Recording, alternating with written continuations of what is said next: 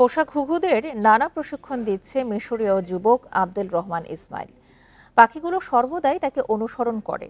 ঝুঁকি থাকা সত্ত্বেও ঘুঘুদের আটকে রাখেন না ইসমাইল, বরং তাদের সাথে আস্থা ও যোগাযোগ স্থাপনের চেষ্টা করে সে। মিশরের পাখি প্রশিক্ষক আব্দুল রহমান ইসমাইল, তার পোষা ঘুঘুটির নাম বন্দক। ইসমাইল ও বন্দকের মধ্যে রয়েছে অনন্য বন্ধন। সে যেখানেই যায় পাখিটি তাকে অনুসরণ করে। স্থানীয় একটি ক্লাবে জিমন্যাস্টিক কোচ হিসেবেও কাজ করে ইসমাইল।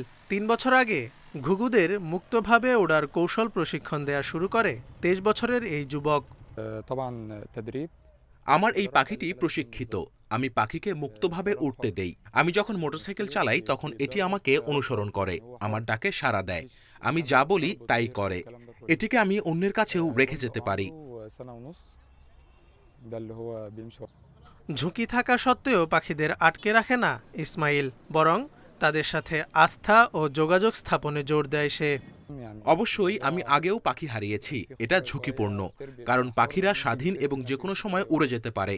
কিন্তু সবকিছু নির্ভর করে আপনি পাখিকে কতটা ভালোভাবে প্রশিক্ষণ দিয়েছেন, কতটা ভালোবাসেন এবং পাখিটা আপনাকে কতটা ভালোবাসে তার ওপর।